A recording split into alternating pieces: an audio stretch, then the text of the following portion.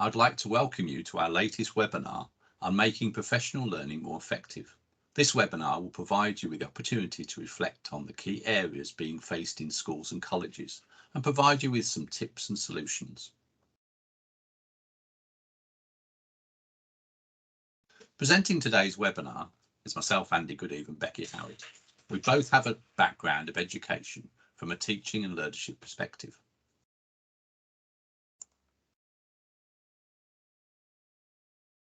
Why is professional learning important? Professional learning is about having the opportunity to participate in improving skills using courses, webinars, workshops, independent research, peer learning, or even just conversing with other colleagues. Having experience is key when it comes to delivering quality teachers. For example, spending their whole careers refining their skills in response to the challenges they face in the classroom, while new teachers need time and input to build on their foundation of their skills. Having access to quality continuous learning opportunities and professional development means colleagues are much more likely to improve. A lack of investment in professional learning can be discouraging as it shows the organisation doesn't value individual improvement. Staff feel that they have to develop the skills in isolation to actually survive. Teachers who leave the profession often comment on a lack of support. How to make professional learning effective and engaging. There are lots of challenges to creating effective professional learning opportunities, including funding, time, and the engagement of staff. The following suggestions are 5 ways of making professional learning more effective. Make it relevant by making it bespoke and giving your colleagues choice of what and how they learn. Value the feedback on professional learning, what worked, what didn't, what they would change, and what they'd like to learn more next time. Empower your colleagues by the content that's interesting, motivating, and engaging. It's important that time and thought is put into the delivery of professional learning. Make it ongoing by being part of an ongoing strategy, possibly linked to a school priority. Plan the introduction, the support, and the time for reflection. This will get greater staff buy-in. Embed the strategy by providing quality time to embed a skill. Effective learning opportunities don't just take place in a single CPD session at the end of the school day. And finally, creating a professional learning portfolio. This allows an individual to gain an overview of their own career development. It identifies the strengths, the areas for development, and plans their future next steps. The portfolio provides the opportunity to reflect and contains quality feedback. It provides the basis for professional learning conversations. It plans the goals and gives clear milestones for achieving success. Staff are signposted to a range of support materials, courses, classes, and even emotional support as they try new techniques that can be added to their portfolio. Final thought on professional learning.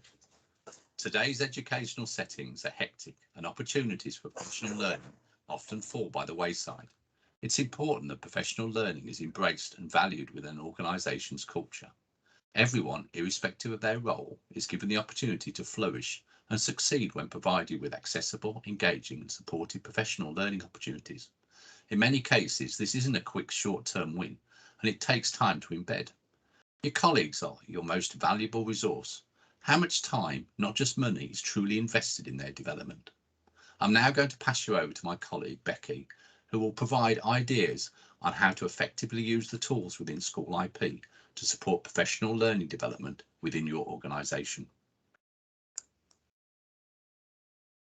Thank you, Andy. Okay, so let's have a look at SchoolIP and how it supports making professional learning more effective. Well, let's have a look at the end game first. What do we want to achieve? We want to achieve those 5 points that Andy's just discussed. We want to be able to make it relevant. We want to empower everyone. We want to make it ongoing. We want to embed the strategy, and we want to create a portfolio. So it's in the portfolio where we will use the right tools in SchoolIP to support that professional development in your organisation. And those tools are CPD Recording, CPD Requests, Areas for Development, Video Technology for Self-Reflection, Coaching and Mentoring, CPD Leader Bulk Push-Outs, and Reporting and Analysis. So I'm just going to hop out of the presentation and I'm going to go into SchoolIP. I'm on a demonstration site here and I'm logged in as a teacher. The teacher's name is Jessica Alcott and I'm in Jessica's portfolio here. So one of the areas, the first area that we spoke about was CPD recording. So you'll find that in Jessica's portfolio menu here down the left-hand side, CPD Activities courses, and you'll see all of the recording that Jessica's done so far this year. In this table, we can see what course it is, the impact and feedback if she's come back and filled that in, the rating that she's given it, the start and end dates, and the typing category, and importantly for the CPD leader, the cost if that's known. So she can record CPD that she's been on, say perhaps it might have been a course, or it might have been CPD that was a discussion with another member of staff. It might have been a research project. CPD, as you know, falls under lots of different categories. Okay, so what would happen if there was different types of CPD that we can record here? So one is CPD Controlled. So that's the CPD leader push out that we referred to. And that's the sort of inset days, regular annual CPD that can be pushed out to everybody. So rather than the individual members of staff sitting there typing it in themselves, and that can be pushed out in advance so everybody knows that's coming up. So that applies to that safeguarding one there. So that's CPD Controlled. CPD Controlled for the series of workshops on the inset day. CPD Controlled for the Deventio assessment software, consistently good lessons, behaviour management. So that's CPD Controlled. Let's have a look then at what other types of CPD are in here recorded. There are CPD requests, which we'll have a look at in a minute. So Jessica's requested to go on a course that she's probably either seen or a course that she might not have seen yet, but she wants her line manager to help her sort that out. And then there are user-defined CPDs. So this is a course that she's been placed on and she's come back and she's recorded that. So how do we record these CPDs? Well, Jessica can do that by going to What Next? And what Jessica can do, she can record an activity or course that she's been on or that she's definitely going on, or she can make that request for a course that hasn't as yet been booked for her. So I'm going to go to CPD Request. Both of the windows are the same in essence. So it's asking for information, the title and the description of the course, the cost, any travel expenses, which could be a deciding factor if it was a request. Details of the provider. If a provider has been used before, then it's detailed here, or you can create a new provider. And the date and the time. If any cover is required, which is useful if it's a request, and you do need to sort out cover in this way in your school, would say cover is required for how many hours. An average guesstimate of cost, if you don't know, you'd put 0 in there, and any details of the cover provided.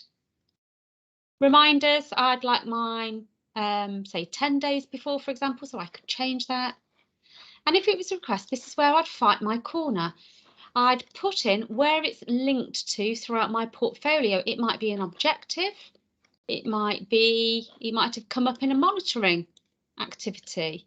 It might be a standard or an area for development or a review or a blog, etc., etc. And I can carry on putting those reasons there, including how it will help me meet my personal target and how it will affect the wider department, faculty, school. And then when I add in there, if it's a request, it goes to 3 people in turn. Now you can set this up how you wish to in school, but usually it goes to the line manager who approves or not. And then an email will be sent to the CPD leader and or the cover supervisor who will approve or not. And after it's gone through those 3 people, then your usual booking processes in school take over. Now, when Jessica comes back, let's say that course has been booked for her, she would then be expected to fill out the impact and feedback and give it a rating. Now, I know in some schools, they wouldn't allow Jessica to book in another course unless she had completed all of her impact and feedback. And why is that important? It's really important for the CPD leader and the SLT to see the value added of the money that they're spending on CPD and professional development, and also to see if it's a decent provider, and to see if it's a decent course and would they recommend any other members of staff to go on there. So that's how we begin to create our CPD portfolio here from those three areas: CPD Controlled, which I'll show you later, CPD Request, CPD User Defined. Okay, I'm going to move on. I'm going to move on to areas for development. Now, areas for development, it's not quite CPD because we're not requesting a course and we haven't been on a course. And it's not quite an objective because it's something that's cropped up throughout the year rather than when those objectives are set at the beginning of the year. Now, here are all the areas for development for Jessica. And again, we've got the date, we've got whether it's linked to any evidence, whether it's been identified as part of a monitoring activity by a line manager or another observer, whether it's been started or in progress or completed, what that area is, and then more importantly, what the action steps are. Now, who can create these areas for development? Again, it's several people. First, Jessica can identify her own areas for development and take full accountability for her professional development. So all of these have come from monitoring from other people. Okay, I'm going to show you how Jessica would create one for herself. She would go to what next? She would add area for development, and she could change the development focus. So I'm going to say it's on teaching. It's not associated with any monitoring that's taken place, but it is for football skills. Now, this was always one of my areas for development. I'm rubbish at teaching PE. I know nothing about football, and yet I had to teach Year 5 boys football skills. So I always had to ask the PE leader beforehand, can you just go over some of the skills, send me some links for some videos, have you got any hints and tips? So my action here would be to talk with the PE leader, watch some YouTube vids, and perhaps consult with a good Year 5 footballer, and they can give me some pointers. Hey, let's use the kids for this. So the support required would be from this PE leader, etc. I wouldn't have started it yet. I can give myself a due date to coincide with when I need to teach it, and I would add that in. And so here I've added my own in. Additionally, my line manager could go in and they could add that in for me equally as easily. Or we've already said that you can have an area of development coming from a monitoring form. So let's have a look at this one. We'd click on the eye. That's why I know it's from a monitoring form. Here's the form. It was picked up by the observers John Parker and Mark Robinson. And on the end of this form is a natty little tool called Areas for Development. There it is, provide opportunities to develop skills in homework. Okay, and that area for development whizzes from the observation form and it whizzes to Jessica's area for development. So Jessica has the opportunity to read that and then have a word with her line manager about that if necessary, working out how that's going to be addressed.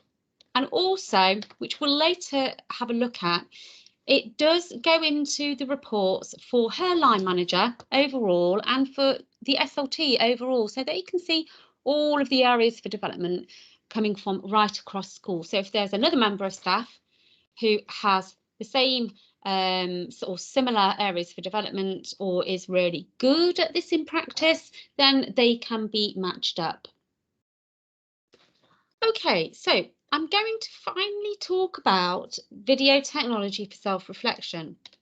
Now, in evidence, we can see here that we've got a video piece of evidence. Now, what Jessica's decided to do is she is taking into account an area for development that has been raised by her line manager about communication skills. So Jessica thought, I know, I'm going to record myself using the SchoolIP app, which is free of charge and freely downloadable from your Android shop or your Apple shop. And she's downloaded that onto her iPad, and she's actually recorded herself teaching communication skills. And she's uploaded it. And it's uploaded as a video. And when you open that video, it opens in a brand new window here where you can play the video. There she is, there's Jessica, there are the children.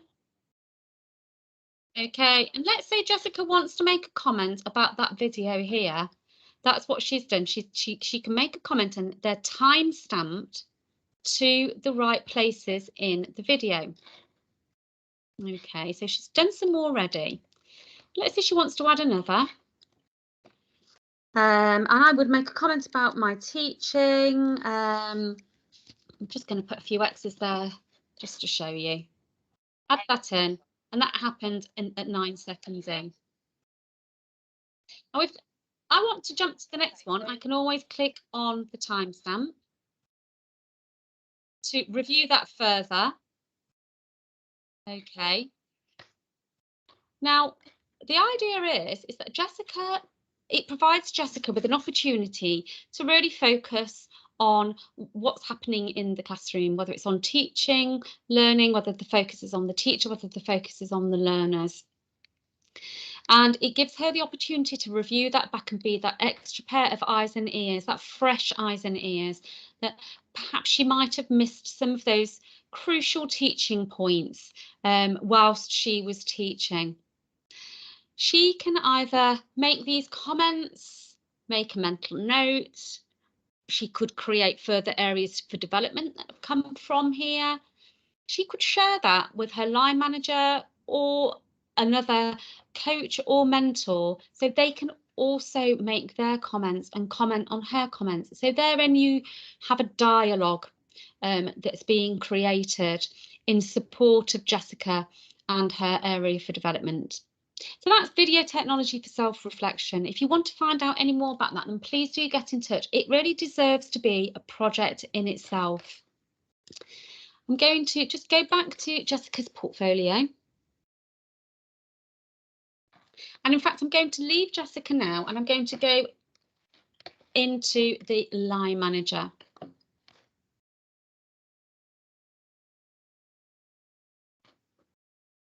Here we go. Okay, so here's the line manager. The line manager is Daniel Simpson. So Daniel can do a few things that Jessica can do, all of the things that Jessica can do, and he can do a few more things as well. So first off, he might go to my staff and he might go to Jessica's portfolio.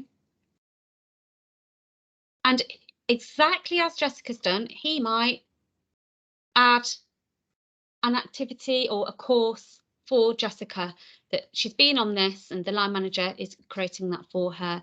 He might also put a request in.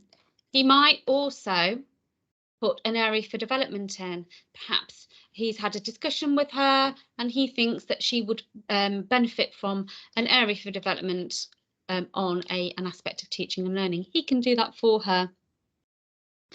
He can also go to evidence, and he can also view her video annotation and make comment on that for her.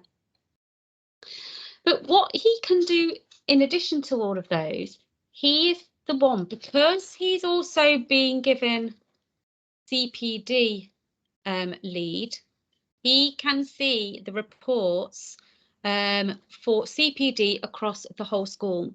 So he can push out CPD for the whole school or groups of staff. And he would go to CPD Activities courses here on the grey left-hand menu. And instead of just seeing a single member of staff, he can see all members of staff CPD here. So he gets to see a complete overview. And we'll have a look at how we can analyse that just in a moment. Let's have a look at how we can add, say, a safeguarding day for all members of staff. You would go to what next? And the first thing you would do is go to add course. And it could be called Safeguarding at SchoolIP School. You'd put your description in there. CPD type. This is an internal one. Okay, we've got a SLT member of staff who is delivering that. The course cost is per course, and this is quite clever because if you put it per course, it's going to divide the cost per person. So actually, let's make that external as though we're paying somebody, and I'll be able to show you this. So let's say we're paying somebody £300 and their travel expenses are £50. Okay, and they're coming by car. If there's a web link here, we'd put that in.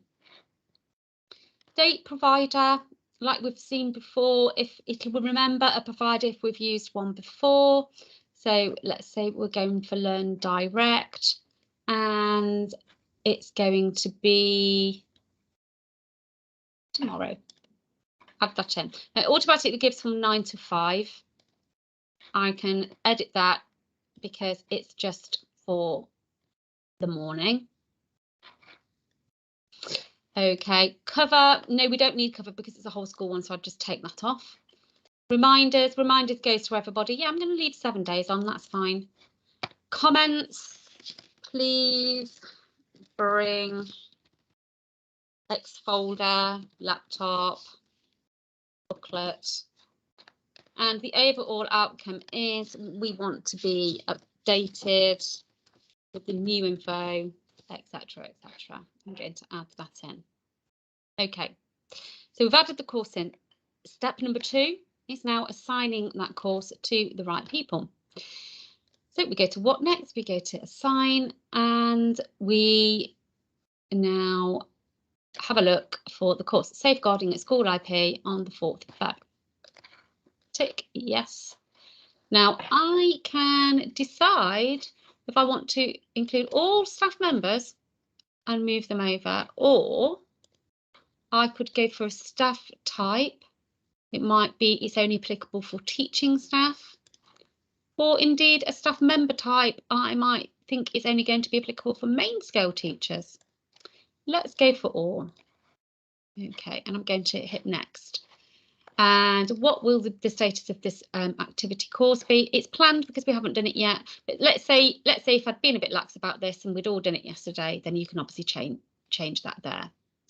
And then if you move everybody after tomorrow to attended, there are going to be some, no doubt, who might be on sick leave, maternity leave, not at school for whatever reason. You would change those individually to not attended. But for now, I'm going to say planned, and I'm going to go to next, and I'm going to assign it to all of those people. Okay, so now I'll show you on Jessica's.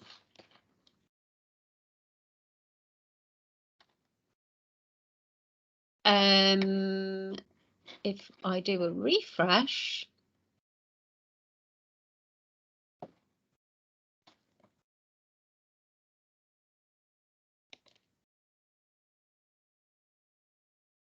there you go, Safeguarding at SchoolIP. So everybody will get an email, and they'll also get that in their CPD, and that's CPD Controlled, the one that I've just pushed out. And there you go, that's £5.56 per person, because it's worked out what the cost of that is for all of the people who are attending that in my school.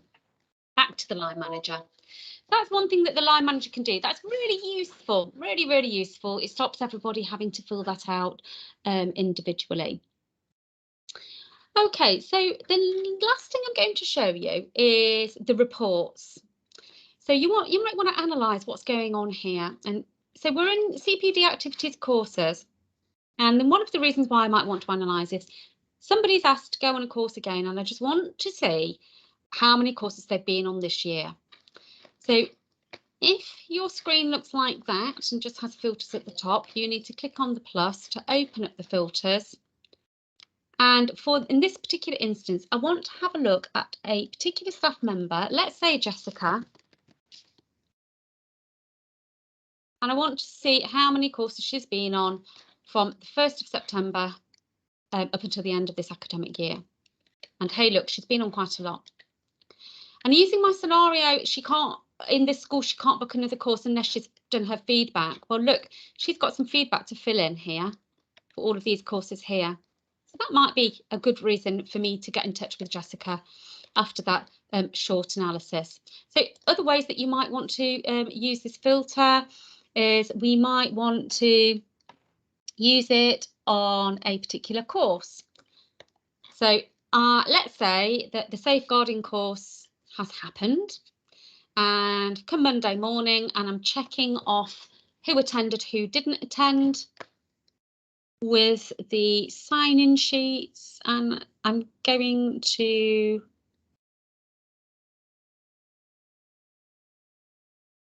go to safeguarding, a SchoolIP school, search for those, and I would be expected to see some of the impact and feedback and rating coming on here. Okay, and I can click in and I can have a look at the details of that. But you can use your filters here. Now, I'm going to move on to CPD Request, just quickly show you what that looks like. So remember, for a request, we said that there was 3 lines. So here we can see that Jessica has requested to go on to a good behaviour management one.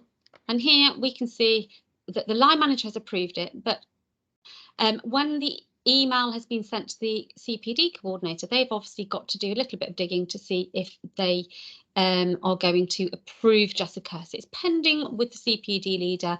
And so because the cover supervisor is after the CPD leader, it's still obviously pending with them as well.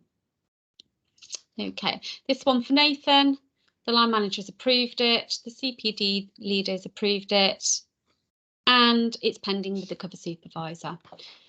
Okay, so until you see all greens, that's when the course can be fully approved and booked in school.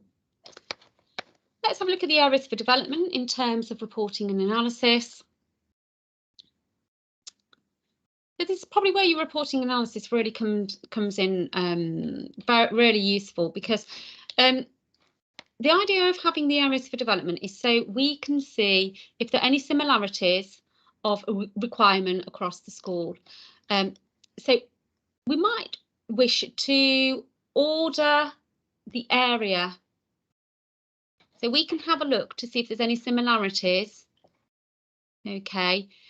So training needed for heads of department, heads of department, heads of department. So there's some training need there.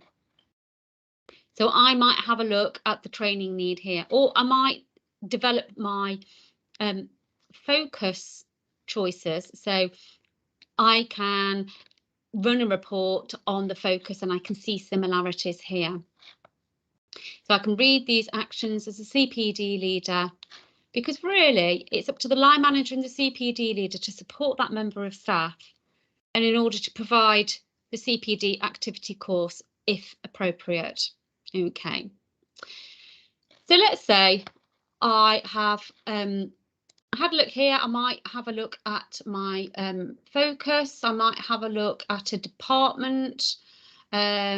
I might have a look at the focus or the staff member type, for example, and I might have a look at my list in that way. But I've decided that I think in this school we need a deep dive course. I would go to what next? I would add a course. I would call it deep dive, and it's going to be run internally. Okay, CPD type is internal, 0, 0. Filling in all of the right areas.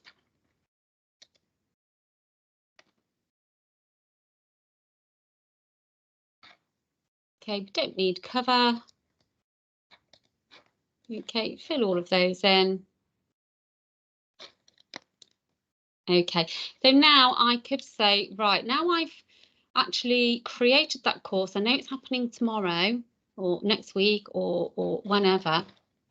I'm going to find the areas by filtering my area, and I can see a deep dive. So now I can say I'm going to assign them this course. Okay, and they've been assigned the course, and I would email those people, or I would click into that area and I would email them. It's opening an email on my other screen, and I would let them know that they've been booked on a particular course. All of these reports, by the way, can be printed, and they could be shared and sent with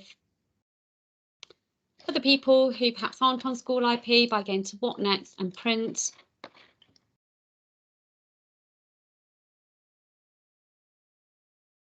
Or if I'd like a paper copy for my files, then they are there. So I'm going to jump out of SchoolIP back into the presentation and just conclude by just stating that it's the CPD requests area that empowers staff to seek out relevant CPD. And the line of approval ensures that it's relevant. So it's those three people, the line manager, the cover supervisor, the CPD coordinator, has to make it relevant. And it's your information that you put on there as to why you think it's relevant that would persuade them. Second point, the recording of CPD creates a professional learning portfolio. So any CPD that goes on there, whether it's recording, whether it's the areas for development, etc. Areas for development empower staff again to take accountability for their own and for their current and their future development needs. And the CPD leader can bulk push out CPD, which helps organisations to keep on top of ongoing CPD strategies. So it might be in your school that all of the CPD is discussed and decided upon at the beginning of the year. And that's all pushed out right at the beginning of the year. Everybody knows what they're doing and everybody else knows when it is. So it might work like that for your organisation. Video technology empowers staff to self-reflect and understand teaching and learning behaviours. And then finally, the reports and analysis helps to make CPD really relevant and part of an ongoing strategy. So those areas for the reports and the analysis are really relevant for the CPD leader in school and indeed the SLT to really understand that part of the system. So I wonder if we have any questions at all.